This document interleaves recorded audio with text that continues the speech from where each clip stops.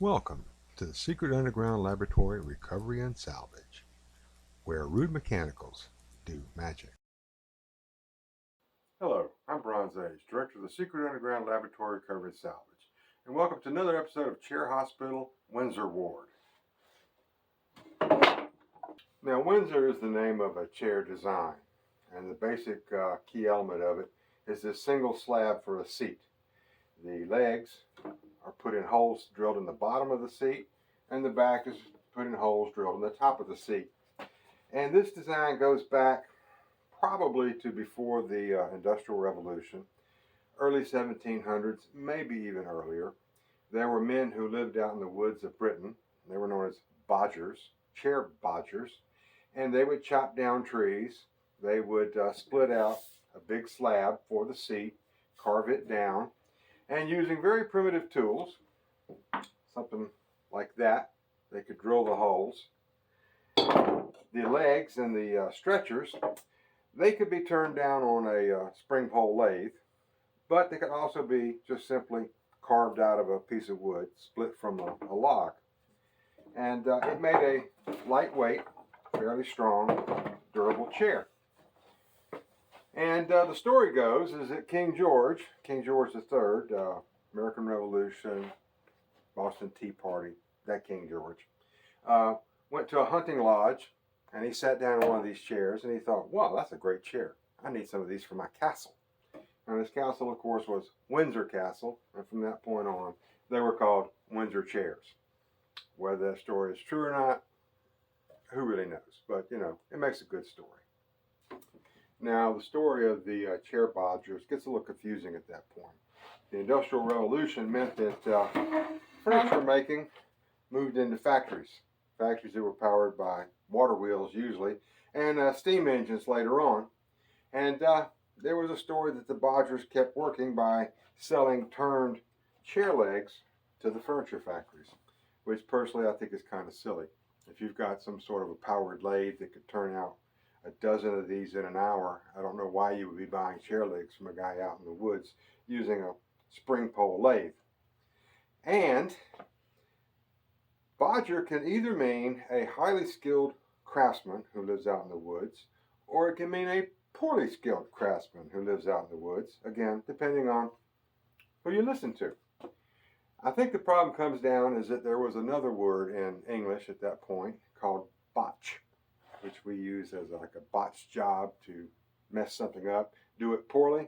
And botch and bodge sound so similar that somewhere along the line in certain circles, botch and bodge became the same word.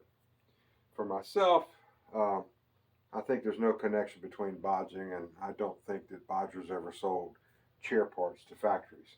But that's just one bodger's opinion. If you want to make your chair seat out of a single piece of wood, you've got to have a pretty big tree. And so it wasn't very long before that got expensive. And they started gluing slabs of wood together. And that, of course, makes a glue seam in the middle of the seat. And it splits. And this is a very common problem in modern Windsor chairs. And the question is, why did that happen? The strength and stability of a Windsor chair depends on these stretchers, which are driven into holes drilled in the legs, and their job is to keep the legs from spreading apart, which would make this seat try to bend, which, as we can see, happened here. And if we look very closely, we get another clue as to what's going on. When the stretchers got loose, instead of re-gluing it back together, someone put screws through the leg and into the end of the stretcher. And one of the better known facts, realities of physics as it applies to woodworking, is that screw threads don't hold well in end grain. They do real good going through grain, across grain, but in the end grain, it's just simply a weak connection. And even though that worked for a while, eventually the screws pulled loose, the legs pulled loose, and the seat split. Now the obvious solution here is to glue it back together, which is what I'm going to do after making some careful preparations.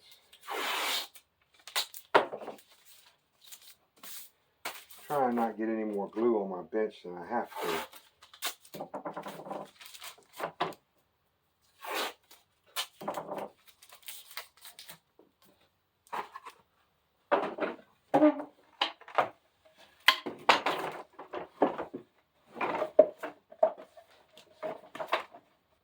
The problem with just smearing glue on the joint, clamping it together, is that before glue sets up and becomes adhesive, it's actually a very good lubricant. And that crack is going to move sideways, up and down, and the more you clamp it, the more it's going to slip. Now, to overcome this problem, I have a procedure which starts with clamping it together dry.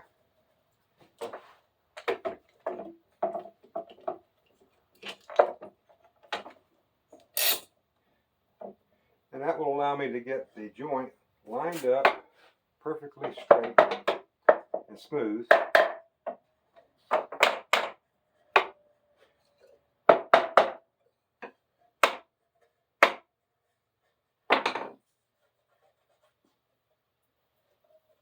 Now, when a piece of wood splits or cracks, the pieces never go back together completely perfectly.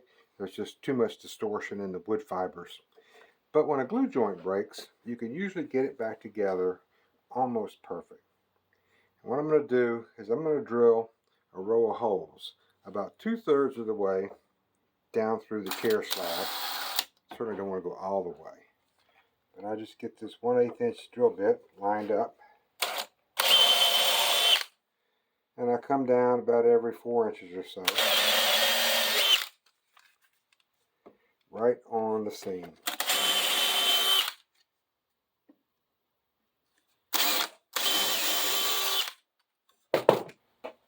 Now I've got the clamps off.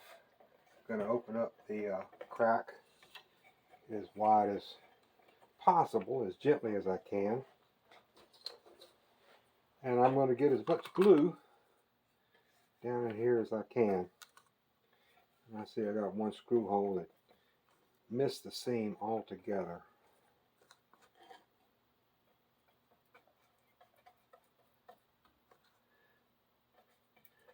Give this a minute or two to let that glue drip down.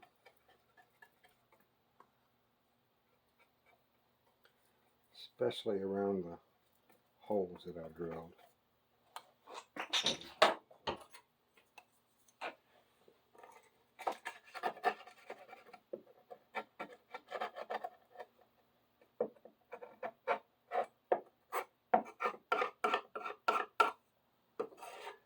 No sense in wasting glue.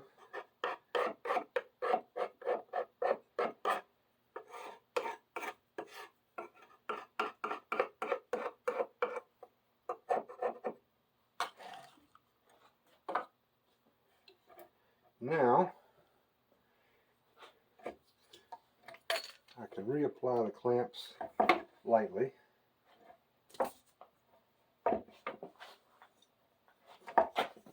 Get my little clamp pad on here. Don't want to go too tight because I got to realign the slab.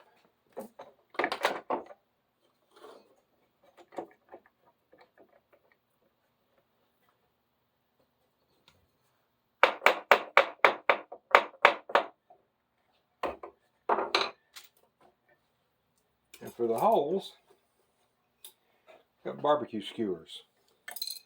So I have cut the length,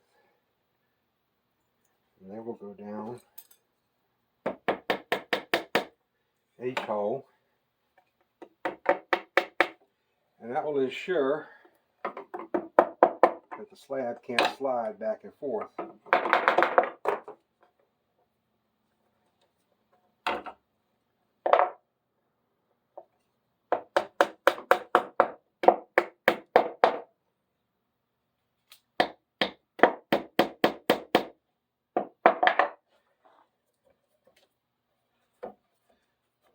Get it nice and tight.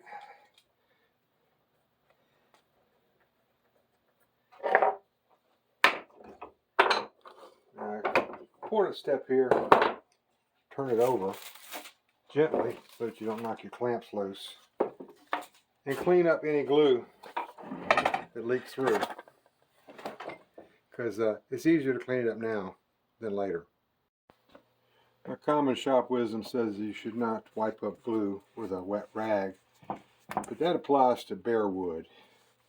On a nicely varnished piece of furniture, you don't have to worry about glue or water soaking into the wood and making a stain. And so now, looking at this from above, I see I've got my seam nice and flat. Barely catch a fingernail underneath it. And it will sit until in the morning, and then we'll continue this job. Okay, it's a new day, and we can get down to repairing the root cause of this failure. We have to make a visit to the island of misfit chisels.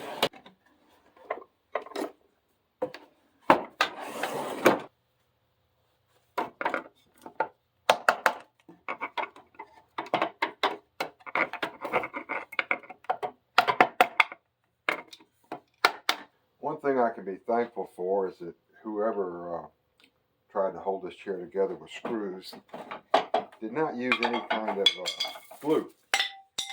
So all of these pieces come apart without too much effort. Now what I've done now is clean all the glue out of the holes, clean the glue off the ends of the stretchers, and this is the dry fit.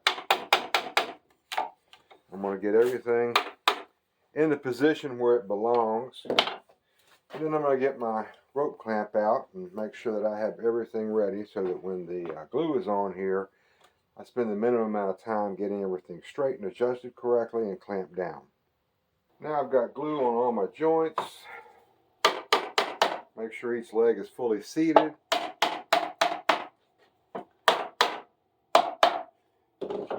And I can start turning down my rope clamps as I get a little bit of tension on it. Give each of the stretchers a nice tap. Make sure I've got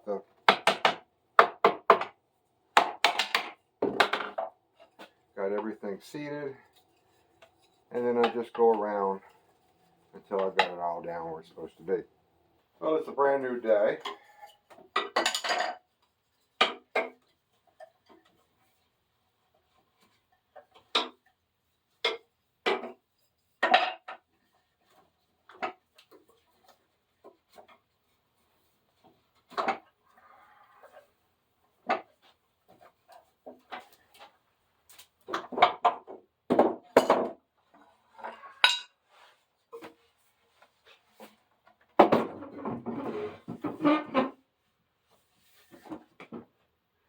Well, this is Brian's Age for the Secret Underground Laboratory Recovery and Salvage. Thank you for sitting on through this video on how to make a Windsor chair safe to sit in once again.